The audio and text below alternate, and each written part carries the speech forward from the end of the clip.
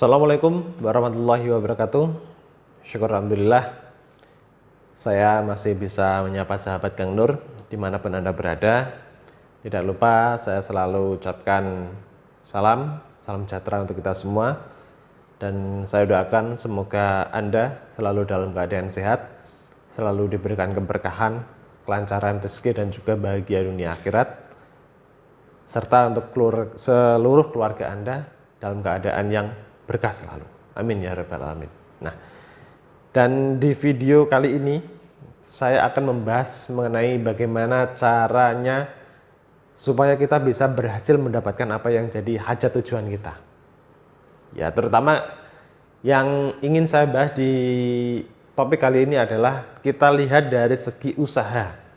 Ya, bagaimana cara kita melakukan usaha secara istiqomah supaya kita tidak gampang terpengaruh dari orang lain, terpengaruh dari kanan dan kiri, sehingga tujuan kita ini tidak bisa fokus. Jadi untuk mendapatkan hajat yang kita inginkan akan terkendala. Nah, bagaimana caranya supaya kita bisa mendapatkan hajat yang kita inginkan dengan cara melakukan usaha yang istiqomah? Nah, cara yang pertama tentunya adalah kita lihat dari niat. Ya. Sejak awal saya selalu mengatakan kepada semua teman-teman, semua klien saya yang datang ke saya, ketika Anda menginginkan sesuatu yang mana itu adalah suatu kebutuhan, ya beda ya, kebutuhan sama keinginan tentunya beda. Kalau kebutuhan tentunya itu adalah hal yang primer, kalau keinginan bisa dikatakan itu adalah hal yang sekunder. Ya, kita lihat dari suatu kebutuhan. Ya, kalau kita membutuhkan sesuatu yang mana itu adalah, kalau saya tidak bisa seperti itu, maka saya bisa dikatakan gagal. Nah, kalau begitu kita harus lihat dulu dari niat kita. Apakah niat kita ini sudah bisa dikatakan bagus, sudah bisa dikatakan sudah bulat, sudah tekad, dan kita yakin dengan apa yang kita inginkan tersebut, apa yang kita butuhkan tersebut, maka jalankan. Tapi kalau kita belum yakin dengan niat kita sendiri, lebih baik Anda hentikan dulu, lebih baik Anda hentikan dulu dan Anda introspeksi dulu. Ya. Anda koreksi dulu niat apa yang harus Anda lakukan supaya kedepannya nanti ketika Anda melakukan usaha itu Anda bisa istiqomah. Ya, bisa tekun, bisa telaten. Gitu. Jadi tidak hanya sekedar coba-coba gitu. Nah, kalau sesuai dengan prinsip Kang Nur, kalau sesuai dengan prinsip saya itu selalu yakin begini. Ketika saya membutuhkan sesuatu, ya, ketika saya menginginkan sesuatu, maka saya akan melakukan segala usaha yang sekiranya saya itu senang melakukan usaha itu. Begitu. Jadi saya melakukan usaha itu bukan karena terpaksa. Gitu. Jadi kedepannya pun kita melakukan usaha itu bukan secara hal yang gagal gitu. Kita melakukan itu juga secara istiqomah, secara seneng-seneng saja, tidak ada kendala. Ya, itu yang pertama. Kemudian yang kedua adalah terus mempelajari kesalahan diri sendiri. Ya, Anda tidak boleh menyalahkan orang lain. Apapun yang terjadi di dalam diri Anda, itu adalah kesalahan Anda sendiri.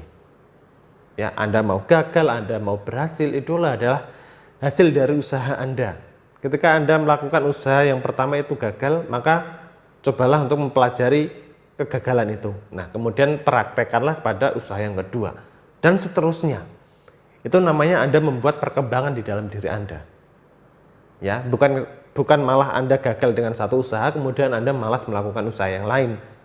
Gitu. Bahkan ketika ada usaha yang sama, Anda sudah mencek usaha ini sudah pernah saya lakukan dan gagal. Gitu. Nah, gagalnya ini karena apa? Ya, itu harus benahi gitu. Ini namanya perkembangan diri. Itu yang kedua. Nah, kemudian yang ketiga adalah dengan ini Anda wajib menghilangkan yang namanya sikap egois.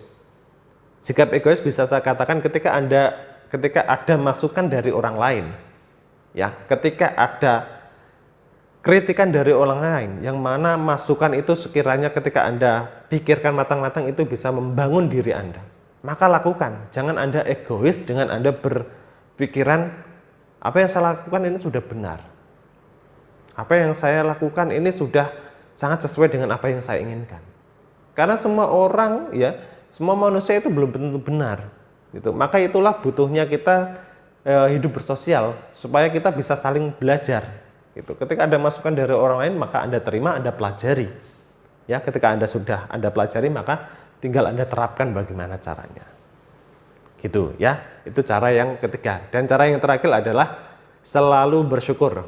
Ya, ini selalu saya sampaikan di semua klien saya.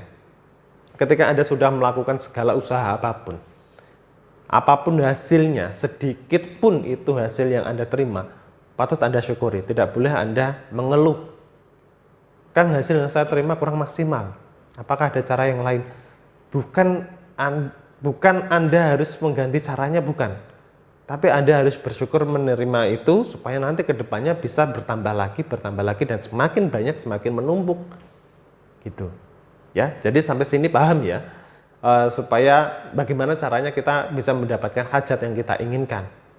Ya, yaitu kita fokus dengan niat, kita fokus dengan memperbaiki diri, kita menghilangkan segala sifat egois, dan kita juga selalu bersyukur menerima apa yang kita dapatkan. Nah, itu cara paling ampuh, cara paling jitu yang selama ini saya terapkan supaya kita bisa mendapatkan apa yang kita inginkan, ya. Dan itu cara yang paling simpel, paling mudahnya. Nah, dan mungkin itu dulu yang bisa saya sampaikan kali ini. Semoga bermanfaat. Sampai ketemu di video selanjutnya. Wassalamualaikum warahmatullahi wabarakatuh.